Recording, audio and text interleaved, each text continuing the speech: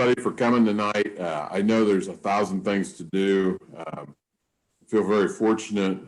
We have our cows at the grass, so it's been a time I could kind of take a deep breath and maybe relax just a little bit. But we just wanted to get everybody together. There's a lot of things going on, a lot of information out there, and some of it maybe not quite the correct information, and we just wanted to make sure that again, heard Ryan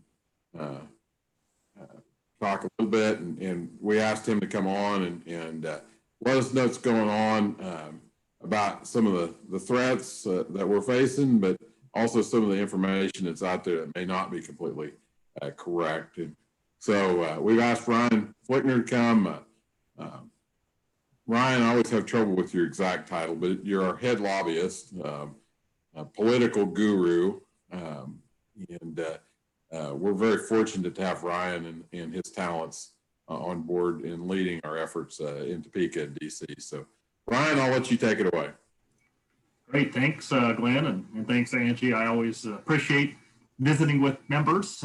You all are my boss. So as I'm looking around the Family Feud Foursquare here, it looks like all names or faces that I recognize, and you guys can call the BS flag on me when I say something you don't agree with. But I think it's really just important, whether we're talking federal issues or state issues. It's not what Ryan Flickner view of the world, or certainly when it comes to testimony, it's not Ryan Flickner's personal belief. It truly is that Kansas Farm Bureau policy book. So we've got RJ, who's on the resolutions committee, and he could probably give an update on some of the issues, at least RC's likely to debate this year. I don't know if I see anybody on the PAC board or previous history on the PAC board. Glenn has been a liaison there, same thing. It's not endorsements on behalf of Ryan Flickner. It comes back to where our grassroots counties through the CEC process and go to FBF ultimately make those decisions. Similar, with the federal policy at the American Farm Bureau Federation level. That comes together thanks to the voting delegates of 51 state chapters, 50 states plus Puerto Rico is how the magic number of 51 comes together. And I do have a PowerPoint here, so I'll go ahead and kind of jump into it and try to do a screen share. So Angie or Glenn, give me a thumbs up that it's actually coming through as it should.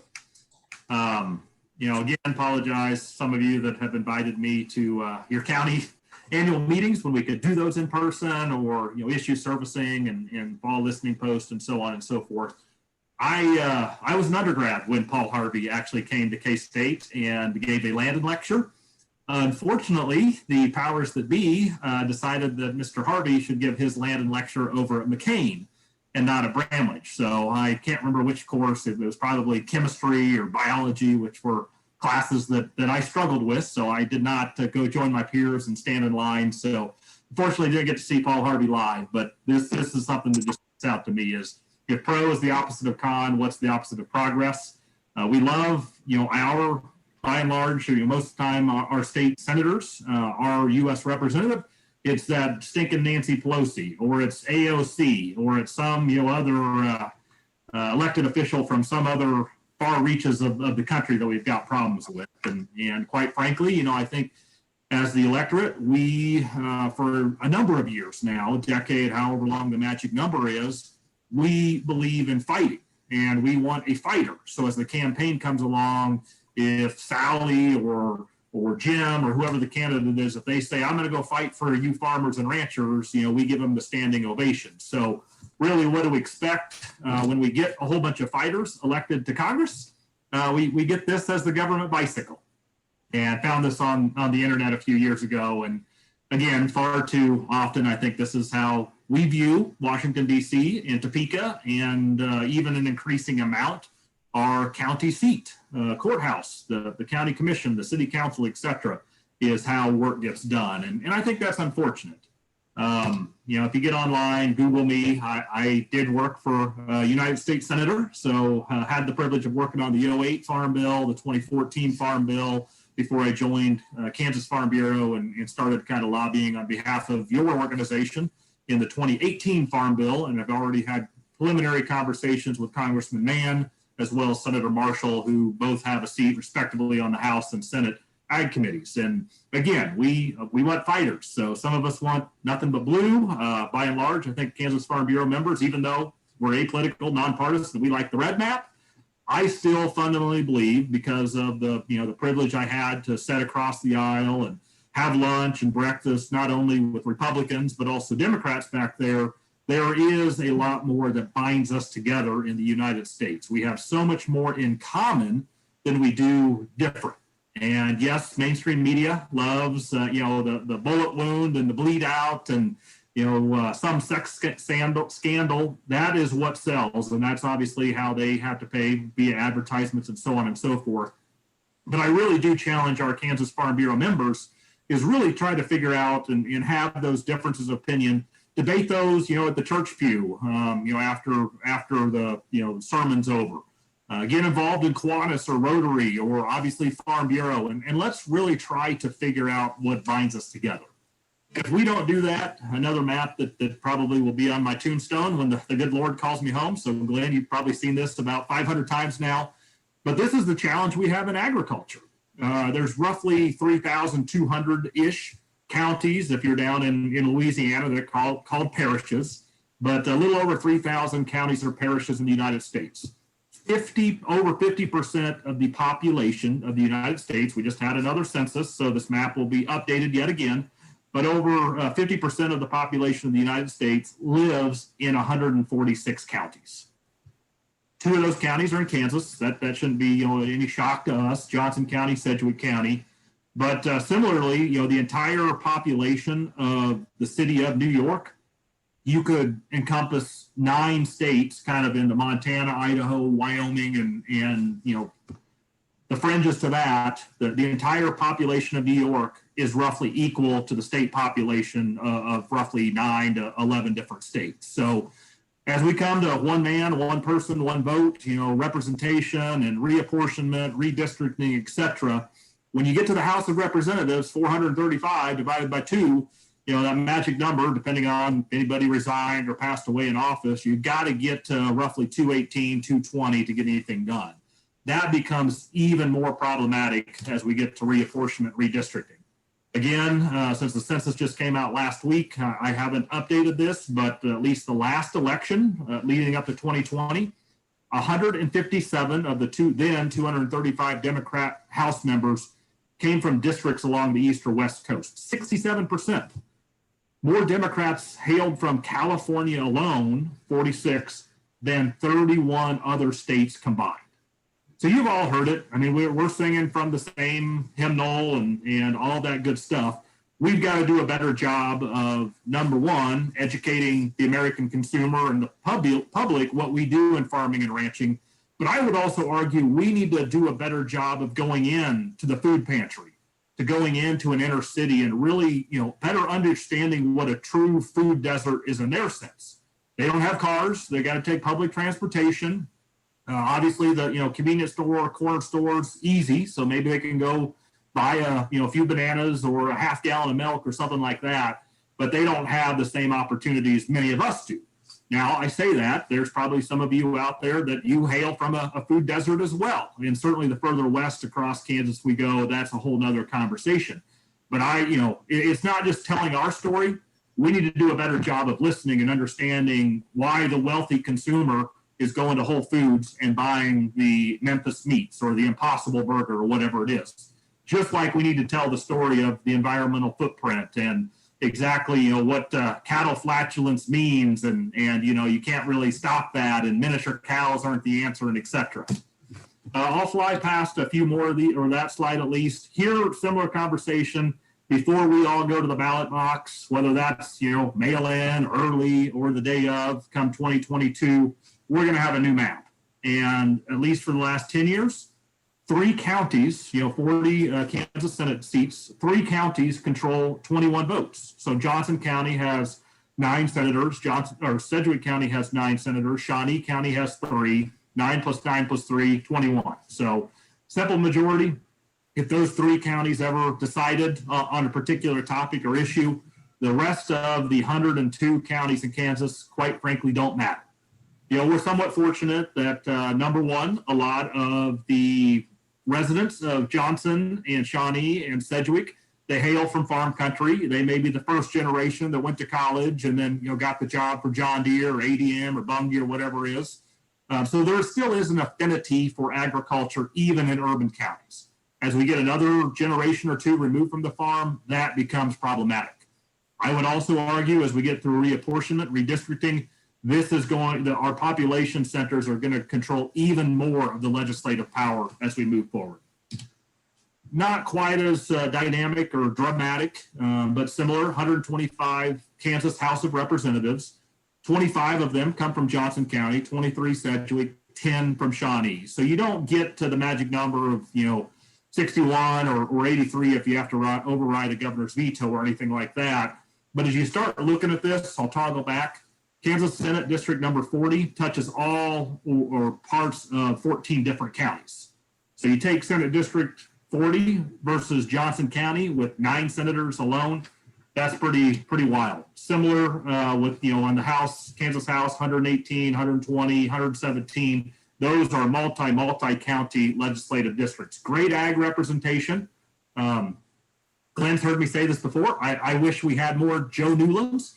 Joe was on the Kansas Farm Bureau Board of Directors before he, ran in a special election to represent Kansas House District 13. We certainly have many other track records in history. Robin Jennison comes to mind, Board of Directors for Kansas Farm Bureau, ultimately became Speaker of the Kansas House, served as the Secretary of Wildlife, Parks, and Tourism. So I guess I just flag this. We have a PAC board, and Glenn, if you want to, kind of tell a little bit more, probably not here in 2021, but hopefully in 2022, gearing up for some campaign schools. Not necessarily so you run for U.S. Senate, not necessarily because you're going to, your first, ballot or first race is going to be a Kansas legislature, but we got to get good Kansas Farm Bureau members and thinkers on our county commissions and our local school boards, because as we all know, more times than not, those are the two that have the most impact day in and day out on our livelihood. Sure, it's sexy to talk about state tax and foreign policy and so on and so forth. But by and large, when the county bridge needs replaced or you have to go from a paved road to a lower maintenance gravel road, those are decisions that impact us because we need to get our products, whether it's bushels of grain or pounds of protein, to the market. I'll flip over and spend a little bit of time just on foreign policy. This is one thing that keeps me up at night because I am kind of a policy nerd and wonk, and I'll use a lot of terminology that's going to put many of you to sleep. But I think this is really telling as we look over at least the last decade, and I've got other charts that go back to the 1980s. Foreign policy, I'm a student of Dr. Flinchbaugh, rest his soul, great friend of mine. Even during the pandemic before he passed, I was talking to him about once a month, just trying to, pick his brain more than anything. Foreign policy is not revolutionary. It is very much evolutionary. And that goes back to the 1930s and some of the set-aside programs in the 50s, 60s, and 70s. Yes, we still have set-aside today. It just got rebranded CRP in 1985. We've had direct payments. We moved away from that in the 2014 Farm Bill. Crop insurance has become more important, et cetera, et cetera. But one thing that really keeps me up is we look at 2010 through really 2018, it was slow and steady. There were, two different farm bills there, the 2014 Farm Bill, the 2018 Farm Bill. And as you look at the different changes, we moved away from direct payment, moved into ARC and PLC.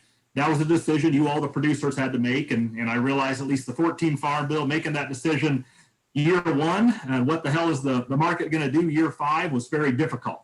But one thing I want to really challenge and draw your attention to here, and we knew it even going back to the 2014 Farm Bill, all else equal, not knowing if we're going to have a pandemic or not knowing, if there's going to be a 2011, 2012 type drought, even in the life of that 2014 Farm Bill, conservation spending was going to be the largest expenditure outside of SNAP or nutrition, food stamp type spending.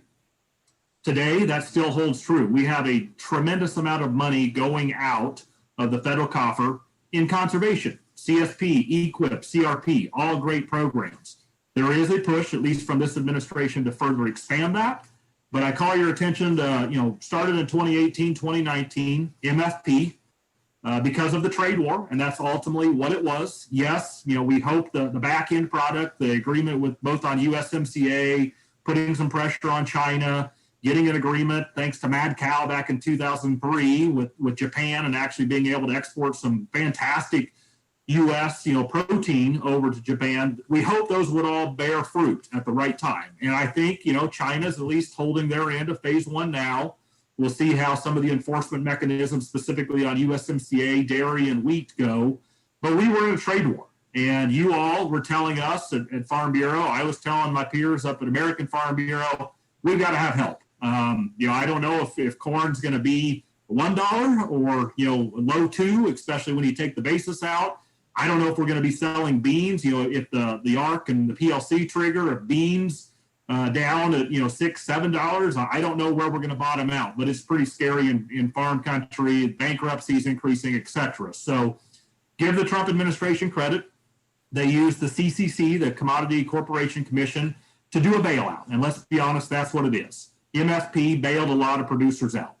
Then we hit 2020. Glenn was there with me. We had 100 members in Washington, D.C., peak COVID. We literally shut down the U.S. Capitol, got the last tours, got the last meeting in offices. We left the Canadian Embassy to talk USMCA, and they didn't only lock the door, they deadbolted it about 18 times, and they straight up told us, you're our last group. We don't know what COVID is, but wash your hands and please get out as quickly as possible.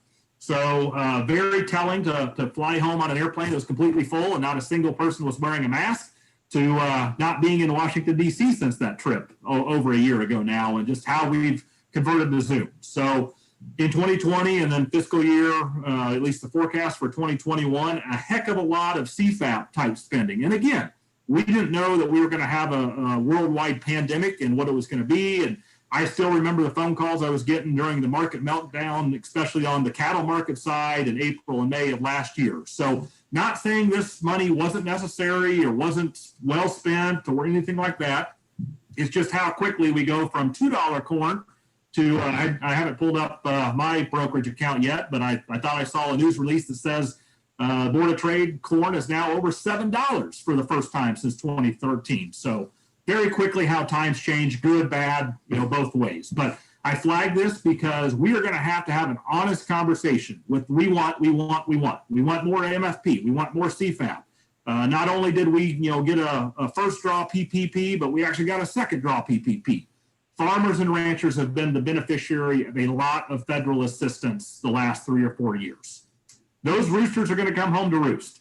As we gear up for the next farm bill, where is spending going to be? Do we want to double down on ARC and PLC? Do we want to play the carbon and regenerative and sustainable game? There are friends out there that are already asking for more money, even ad hoc, pre-farm bill, to double down on conservation spending. So at some point, we're going to have to give something. I don't know if that's going to be lowering the estate tax. I don't know if that's going to be lowering some of the subsidies and premiums on crop insurance, if that's going to be more conservation compliance. But we in Farm Bureau need to start having these conversations internally. Yeah, we want better, higher speed broadband. Yeah, we want telehealth. Yes, we want, every county FSA, NRCS field office to have somebody staffing. We don't like this 50% because, by God, I got to go sign my acre certification and I just can't do that electronically. Those are great asks. My question back to members that have those questions, how do we pay for it? What are you willing to give up to pay for it? So I probably belabored this specific point a little too much, but I just like to not put the fear of God. That's not what I'm trying to say here. I just like to get the gears turning in people's heads. We have some storm clouds on the horizon. Not storm clouds pandemic, not storm clouds, anti-agriculture. We'll always kind of have those. We internally need to start prioritizing and making sure what we ask for, we're not necessarily cutting off our backside for a pay for down the road. Angie and Glenn asked me to spend some time on 2 or 3 specific topics. So I'm going to move into the carbon conversation, the conservation conversation, if you will. And this is kind of a tough picture for me to look at. And full disclosure, family farm background, I'm 6th generation. Granddad put the last anhydrous on the place in the 1960s. Been very much no-till, minimum till since the 1980s. Strictly, no-till, subsurface drip irrigation since 2001. I'm not anti-tillage. What I am is I'm an agronomy, soil science undergrad from K-State. I was on the soils judging team.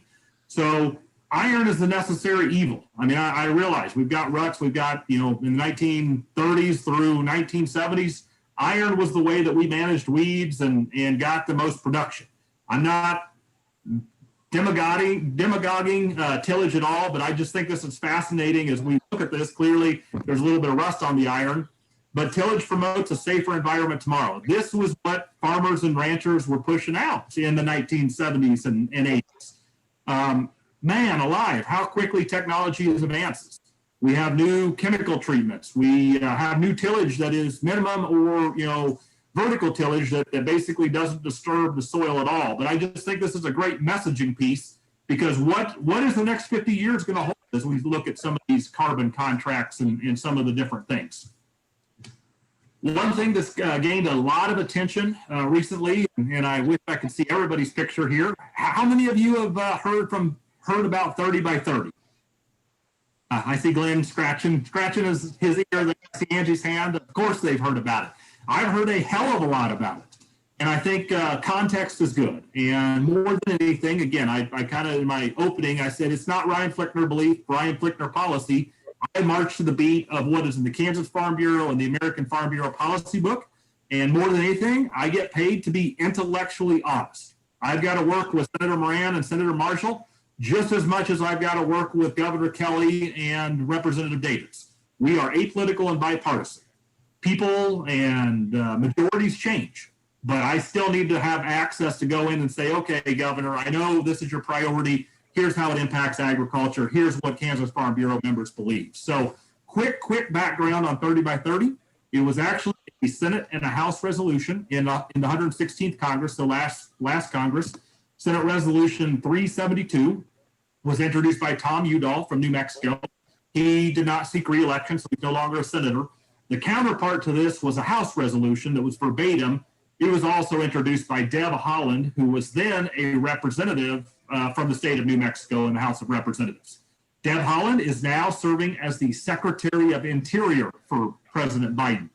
But again, this is just a copy and paste. Senate resolution, non-binding. It's not a law. It doesn't go to the president for a signature. It is just a sense of the Senate. So that's exactly, resolved. It is the sense of the Senate. And then we get into the real meat and potatoes here. National goal of conserving 30% of the land, 30% of the ocean by 2030. Further down, it says working with local communities, private landowners to conserve natural resources. D, increasing public incentives, stuff that Kansas Farm Bureau and American Farm Bureau have been asking for in farm bills and other things, for private landowners to voluntarily conserve. Further down, increasing economic opportunities for farmers and ranchers, something that I think we all would believe in.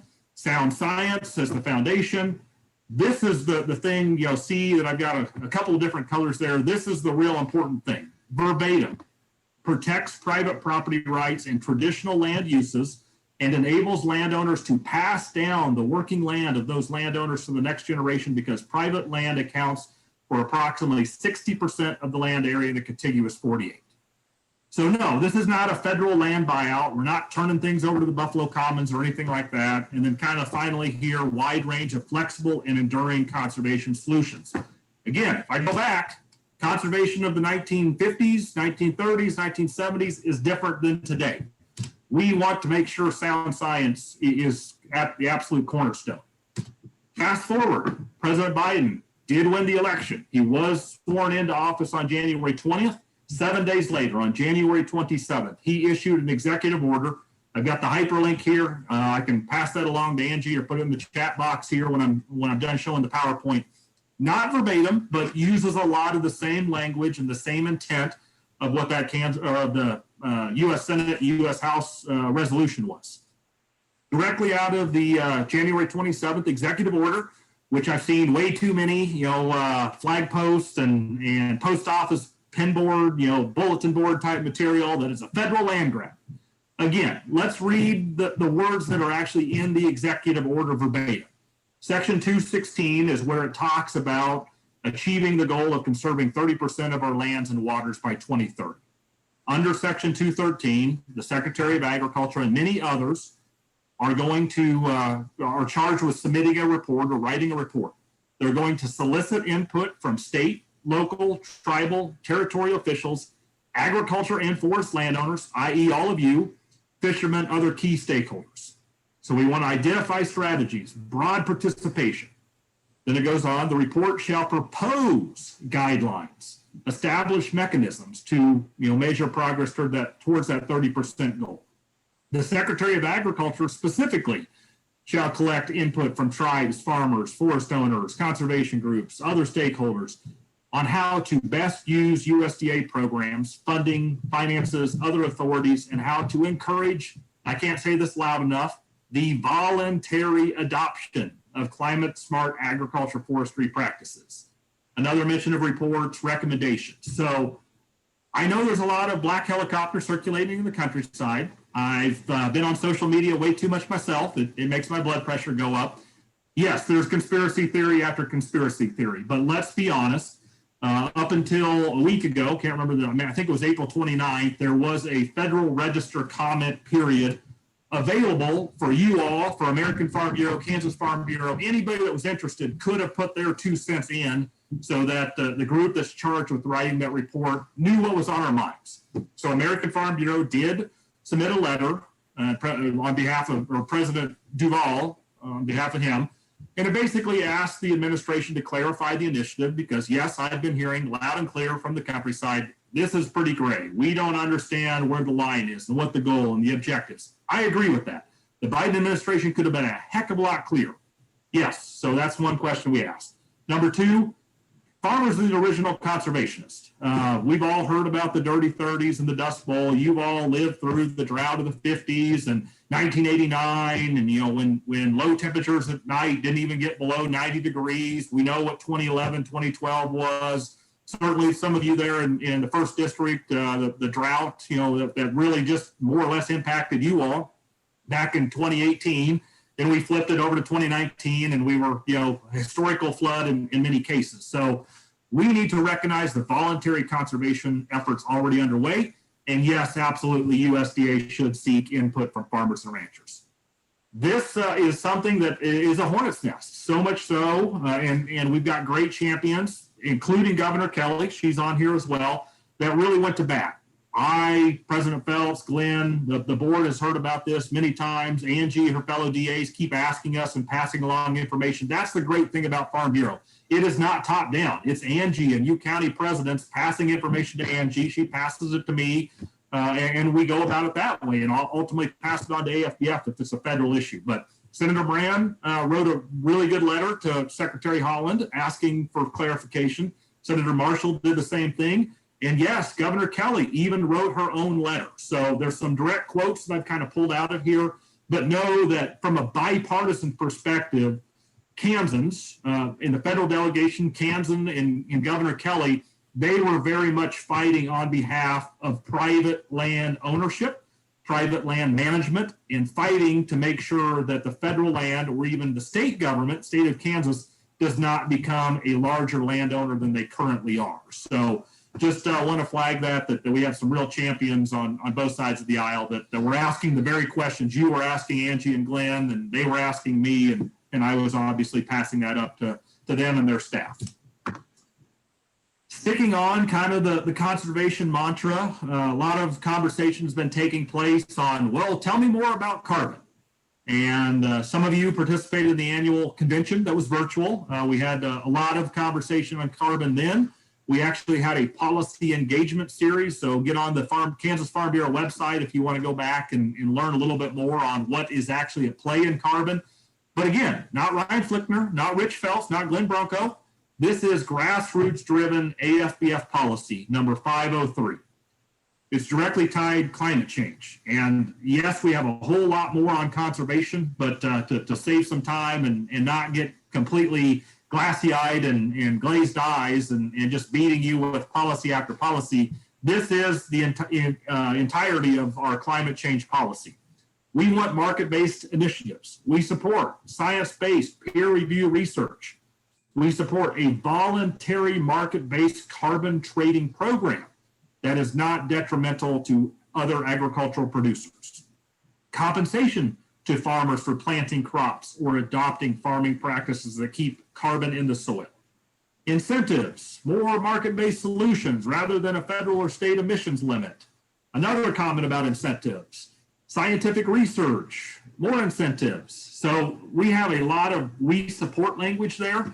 Very similarly, we oppose anything that establishes a mandatory cap and trade provision. We oppose climate change legislation that is not fair, affordable, or achievable. We oppose mandatory restrictions. We oppose regulation of greenhouse gases by EPA. We oppose taxes on carbon uses and emissions and any laws or policies that implicate agricultural activity of any kind and a state-by-state patchwork of climate change policies.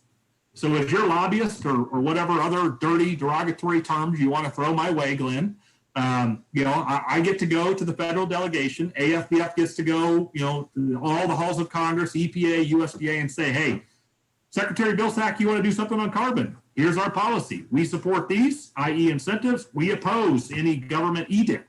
We really don't want EPA to have their hand in this cookie jar, so we'd much rather have USDA do it. These conversations are in their infancy. As we move forward, I'm sure you all have heard from Indigo, you've heard from Nori, Nutrients out there, Land O'Lakes, which is one of the top 3 largest cooperatives in the entire nation, through their True Carbon, True Terra program. They're actually peddling contracts out there. So there's options. I'm not going to tell you, I don't think Glenn's going to tell you, Angie's going to tell you, sign up for company A, but don't trust company B. That's not our role. You all are very smart producers. There's options on the table. These are private industry driven. For example, through True Carbon and True Terra, the Land O'Lakes affiliate, their one and only purchaser of any carbon you want to sign up is Microsoft. So Microsoft came and said, hey, we're our customers and through marketing reasonings and other things, we want to sequester 1 million tons or whatever the magic number of carbon is. How can we team up with Land O'Lakes and True Terra to do that? So they've got programs out there. I've seen the ballpark of $10 to $50 per ton. The question comes back, I'm in Atchison County and, by God, it's God's country. It's almost like Iowa. And, we can sequester a lot of carbon here. That's great. Realize that you have peers in Kansas Farm Bureau that are out in Stanton or Wallace or Hamilton County. It doesn't rain very much out there. They've got a lot of land in CRP, and it's more of a wheat fallow or wheat sorghum fallow rotation rather than year after year continuous corn of damn near 300 bushels. So that's something from a Kansas Farm Bureau. We want to make sure every player, you got some counties here in the 1st District that are right on the cusp of the Flint Hills. We don't want the Flint Hills to be plowed up. So how do our cattlemen that graze the Flint Hills, the Gyp Hills, the Smoky Hills, how do they participate in carbon programs? We're still trying to, kind of figure that out. There is no gold standard or gold solution. There is a lot of fly-by-night companies out there. So strongly encourage you, if you're interested in playing in the carbon game, thoroughly read the contract. Wendy Grady, she's the director of our legal foundation. She got her hands on a contract about a week ago. It basically ties you as the producer. They'll pay you for 5 to 10 years, but it actually ties your hand as the contract's written for 100 years. So as we talk about conservation easements, I know there's some wind development in the 1st District. I know there's some consternation about wind development and wind transmission in the 1st District. Just be very, very careful of what you're signing if you're interested. If you do have a contract, we would love to see it, because I think to date, Wendy has only had her hands on 2 different company contracts, and they're very, very different. So again, very in the infancy. We want to try to put on, meetings. If Nori or Nutrient or Indigo or anybody else comes to us and says, hey, we'd like to make a pitch to farmers, we're equal opportunity, again, because we just want to provide that information to you. You ultimately get to make the final choice. But I do know, whether we're talking General Mills or Unilever or many other corporate America, kind of think Fortune 40 type companies, they're out there playing this game. They want to buy carbon. I would argue personally that it comes from the marketing. I don't know if they're really here to save the world from carbon, but their customer, when you buy the box of Cheerios or whatever it is, they want to be able to put on their grown, sustainable or whatever it is. So that is, I think, more marketing than anything. So I'm sure there's lots of questions, and I'll try to get off the slide deck as quickly as I can so we can have a little bit more formal dialogue. But the final thing I just do want to flag, yes, 30 by 30, something we need to watch. Happy to have the national heritage conversation if that comes up. This is something that is really concerning, and we need all the help and assistance we possibly can. What it is, it's there's various proposals to eliminate stepped up basis. Happy to go through, stepped up basis 101 if there's questions come up. Capital gains at death, that's another proposals out there. Basically, it's a way of enacting an estate tax or death tax without calling it a death tax. So those are proposals that are out there. They actually come from the campaign when then candidate Biden said, number one, he wants to pay for free or for 2 years of free college for everyone in America. That's great. I guess if you want to be college educated, the media finally pressed him on it. Great in theory, but how are you going to pay for now 340 million Americans to all have 2 years of college free? He hummed around, but finally came up with the answer. I'm going to eliminate stepped up basis. So that kind of sent chills through Farm Bureau land and said, whoa, this may be an actual live round and we need to start fighting. So obviously these tax proposals, this is such a cyclical conversation. It comes up every 5 to 10 years. Obviously a lot of it's partisan. So our talking points are kind of always at the ready. What we always need is the personal stories. If you've inherited a farm or if you're planning to pass the farm on to future generations, how something like eliminating stepped up basis really wreaks havoc on farmlands, ranch lands in Kansas. There is an action alert up. Actually, amazingly, from an American Farm Bureau perspective and certainly in the Kansas Farm Bureau perspective, if this isn't the hottest or the most active action alert we've ever had, it's in the top 3 to 5. Again, we can ask our members to play the nuance on some random EPA chemical. We can ask, our members to talk about Lotus. Those, some of you all get those and you want to help and battle with us. But whenever we talk about a tax issue, whether it's the state tax, stepped up basis, capital gains, or at the state level, use value, that is personal to all of you. You all know what your income tax is, what your property tax is. You all know how many acres you farm or ranch and what the going rate for land is. And if you do want to pass it along, if you're right at the cusp of that estate tax and having to pay that, and you've been talking with a CPA and attorney to make sure that that's navigable for you and your family. So if you haven't gone already, it's live on our website. I've got the hyperlink here. Again, I can share that in the Zoom chat link, or if you can just go to your smartphone and text estate tax to 52886. Angie, I don't know if we have anybody on from Wyandotte County, or if anybody from the other counties are on and you have family or friends that are in the 3rd Congressional District of Kansas, which is currently all of Wyandotte, all of Johnson, about the northern third of Miami. We have Representative Sharice Davis, and I've had a great working relationship so far with her staff, and I've flagged these issues and concerns with staff. They seem to get it, but when push comes to shove, when a bill comes up for vote, we want to make sure Sharice Davis, Congresswoman Davis, Representative Davis, we want to make sure she's with farmers and ranchers and not necessarily toting the Biden, Pelosi, agenda line. That's going to be a tough conversation for some of these Midwest Democrats and more moderate Democrats to take. Do they follow Speaker Pelosi? Do they follow, the leader of the party? Or have they heard loud and clear from constituents on how much impact some of these policy decisions have? So strongly encourage you to reach out to anybody that is a constituent in the 3rd Congressional District and make your voice heard there. So that's the last slide I have. I'll stop screen sharing here. I've probably done way too much talking, as usual, Angie and Glenn. I know I like to go on rambles, but hopefully this has been informative, educational. I encourage any of you to challenge me on an assumption or a belief or a policy that I've thrown your way.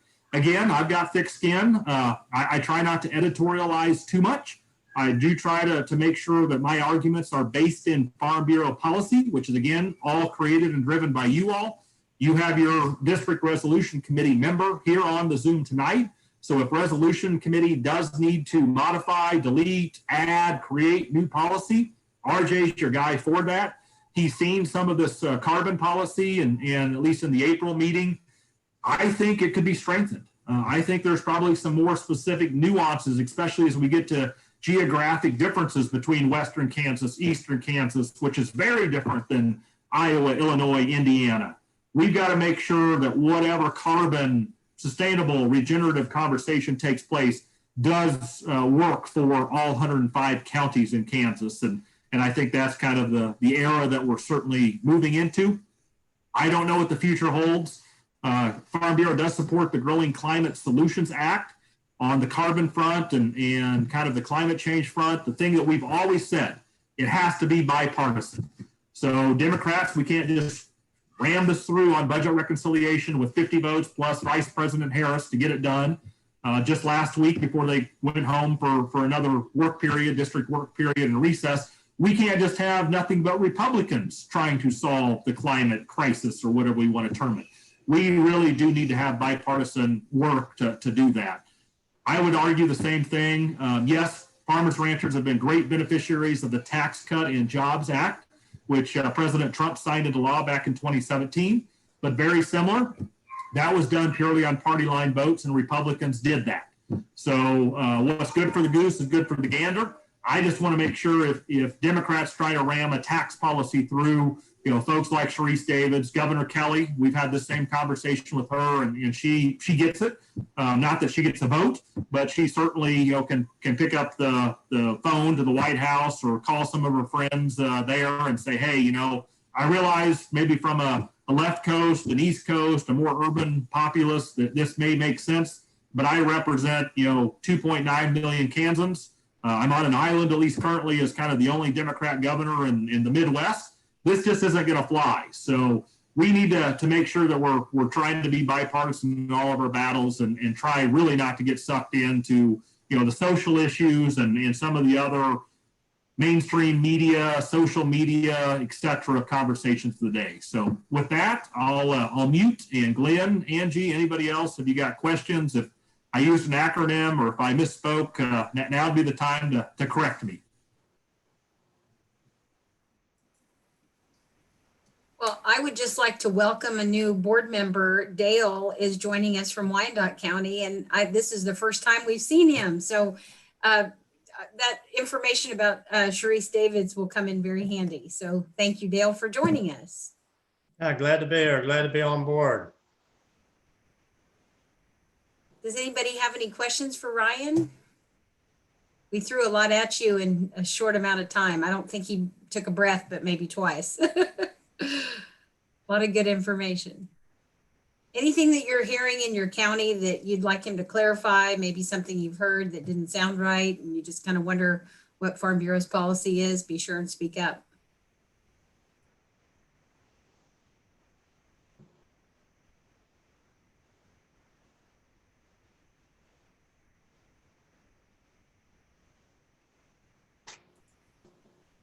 It's all quiet. So Donna, your county put a letter to the editor in last week, I believe, about paying attention to these issues that the federal government is tackling. Have you had any feedback or anything from your county? I haven't yet heard any feedback. It went in the newspaper on Thursday, or the newspaper came out on Thursday of last week. So what's it been out, 4 days maybe? But no, I haven't. And I'm not the most social person. I like to be a hermit. So I haven't gotten out and about to hear commentary from it outside of the meeting the other night. I would bet your insurance agent would let you know if he'd heard anything or any feedback. So I'm sure it's all quiet is probably good. I think he would indeed. He has been out of the office though over the weekend and Monday. So we haven't seen each other since it came out in the paper. Okay. I was just curious. Ryan, since I'm arm's length away and can't be slugged, tell us just touch a little bit about the National Heritage Area and what exactly it is too. Great. Since I think maybe every single county in Farm Bureau First District, the mighty first, is already part of a National Heritage Area. Last I checked, no county Farm Bureau, no Farm Bureau financial service agent, anybody else has told me at least that the federal government or your county commission is now issuing the edict of which color you have to paint your house and how far away your pickets have to be. And I say that smiling because right, wrong, indifferent, since spring break, Glenn, time flies when you're having fun. So mid-March, 6 weeks now, almost 8 weeks, I have spent more time and more energy on national heritage areas than I have anything else. And that includes this whole tax conversation.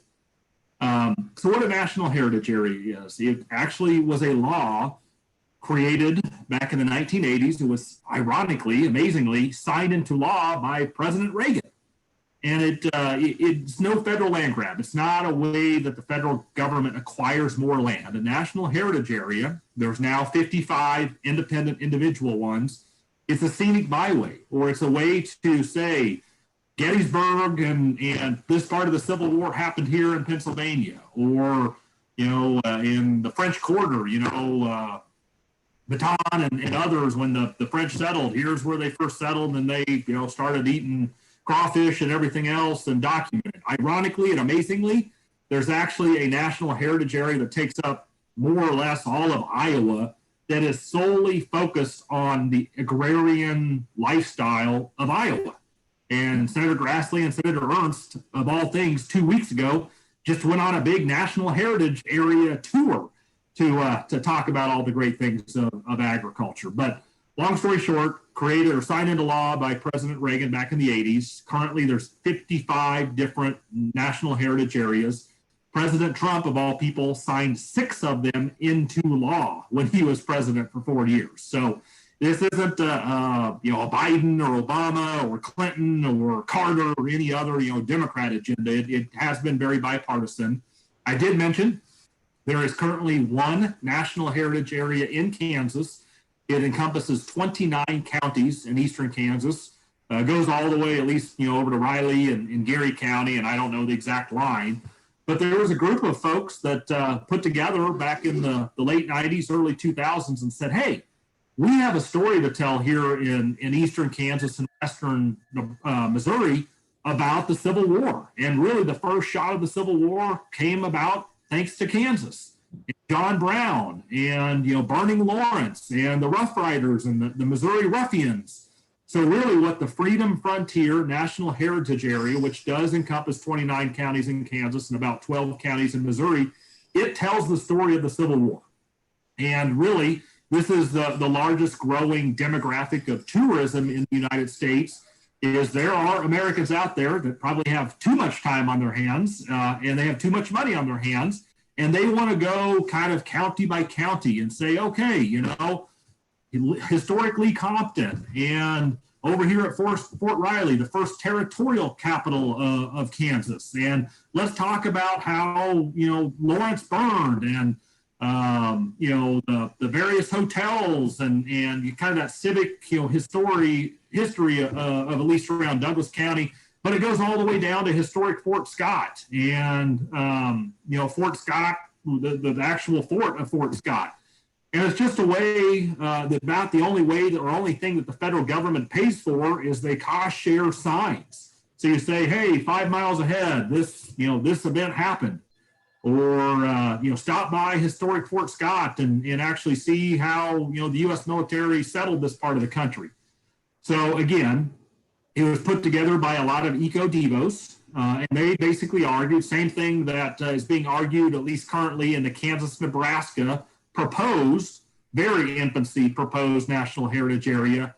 It originated in Red Cloud, Nebraska, Webster County. Red Cloud redid their historic opera house. They put together kind of a cobble or brick Main Street. And there were undergrads at Nebraska Lincoln that came out as kind of as an understudy program, said, hey, Red Cloud and Webster County has kind of got it going on. They're not on I-70. They're not on I-80. They're not even on the Pony Express Highway of US 36. They really are off the beaten path. How do they increase their tourism and their visitors to Red Cloud? And they took that a step further and basically drew a 2-hour circumference or radius around Red Cloud and said, if somebody's going to come to Red Cloud, they're probably going to stop by the National Orphan Train Museum in Concordia. They're going to stop by the Pawnee Indian Museum in Jamestown. They're going to go to the Home on the Range cabin in Jewell County. They're going to stop by Lebanon and see the geographic center of the United States. So what it is identifying already known tourist destinations and trying to get folks to spend an extra night, spend an extra day. And in my eyes, while Farm Bureau doesn't have any policy for or against national heritage areas, so we're not in this fight.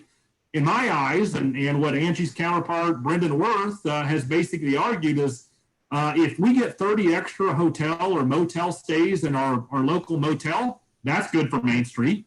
If my local diner gets an additional 60 or 90 meals thanks to tourists coming through, that's good for Main Street. So it really is just kind of telling that story.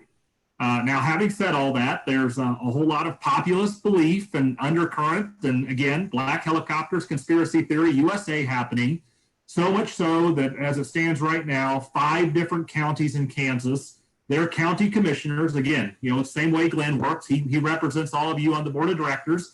So if he's hearing from you all, Farm Bureau, do this, don't do that, he's going to go to the board and say, we need to support this, we need to oppose that. So as it stands today, there are 5 different counties in Kansas where their county commissioners have passed a resolution formally opposing the creation of this national heritage area. Similar up in Nebraska, their governor, Pete Ricketts, who is term limited, I might add, Republican, but term limited, he has also come out in opposition formally of creating this national heritage area. So being a former student of the United States Senate, the Senate doesn't want to debate and spend calendar time on national heritage areas. So this isn't something that's going to have a week and all 100 senators get to go say their piece in mind. What happens is these have to pass via unanimous consent. That means all 100 senators have to not object. They don't necessarily have to support, but it only takes one individual to object and stop the whole train. So since Ricketts is out there, I would argue, that the senators up in Nebraska they're probably hearing a little bit more than Marshall are, but Deb Fisher and Ben Sass, they're probably not going to support it if they know their county commissions in Nebraska aren't for it.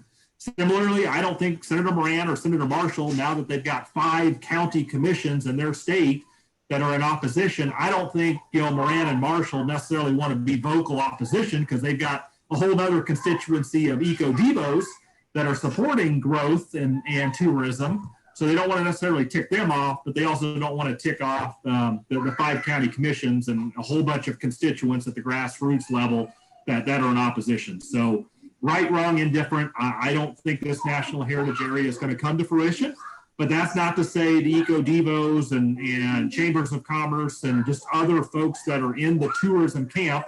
And I would argue agriculture, we have agritourism. And as I've studied more on this Kansas, Nebraska, really it is the conversation about settlement.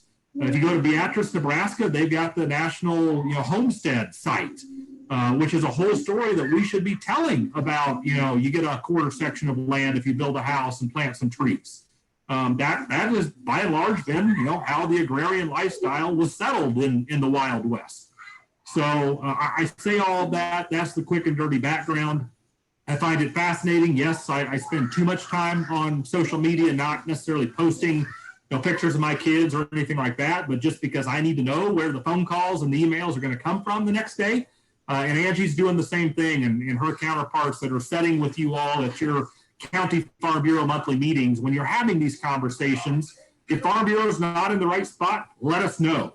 But I would argue, let's make sure it's bound in policy. We don't have policy specifically on national heritage areas.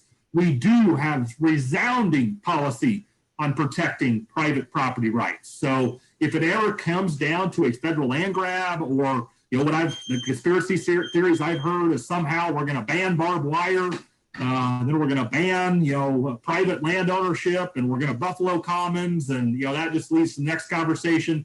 I don't believe that, but if you all hear about that, or if there's really any truth in those conversations, you bet your bottom dollar Farm Bureau would come out swinging for the fences to make sure that that doesn't happen.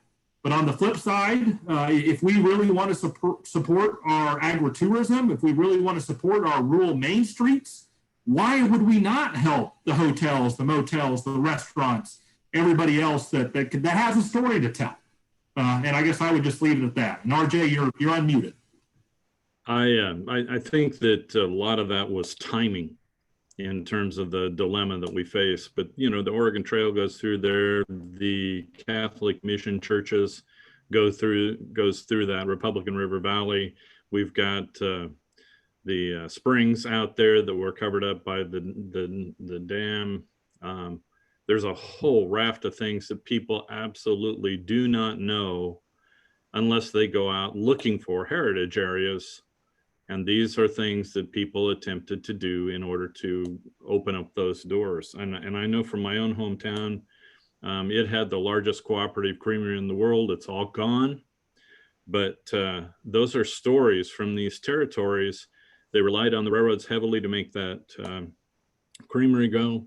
There are just lots of different things that you find out if you get a chance to do some traversing, and somebody will give you a guide map if you're in a heritage area that they won't give you, or you won't necessarily connect with if you're not. So as a personal level, I think it's probably one of the better things that if you're going to invest in some energy, I would invest in promoting rather than taking away from something of this nature, because it's really supportive of the small communities that need backing.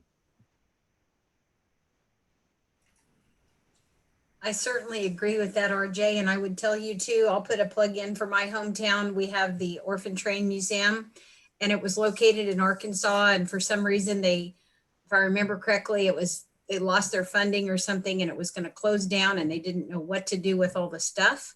And my dad got in a semi one night, and they drove all night and brought the stuff back to Concordia. So that's how it ended up there. So it's a great museum. So if you get a chance, go see it. It's a really actually cool place. Found some things when I was reading. I read the series that The Wild Country Little Britches was made out of. I read that series of books. And when I read that series of books, I got about to the 8th or 9th book, and I found out that my hometown was mentioned because it was the only place that trains could turn around, because they had no roundhouses at that point in time, but it had a triangle loop of railroad tracks, and that's where all of the passenger trains that went up and down the Republican River Valley would turn around to go up the Sapa and the Prairie Dog valleys and so forth.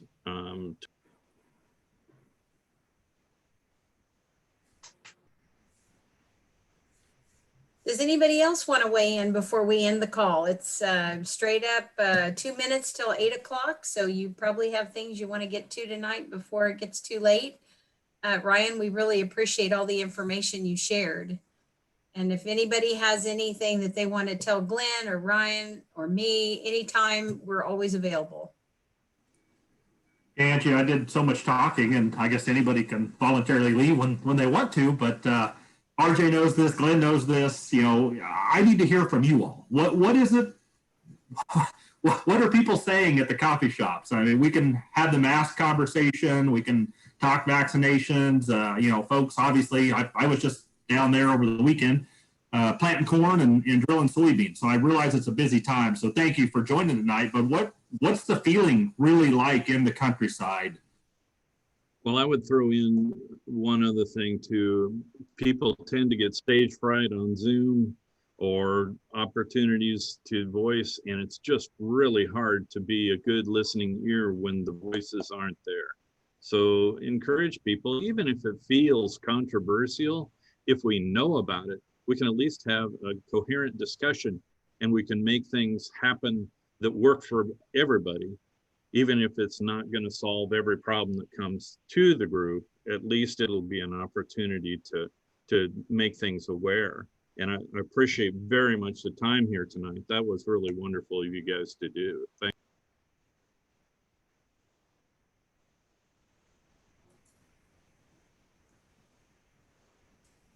Well, Glenn, I'll let you wrap this up, and thanks for joining everybody. I appreciate it.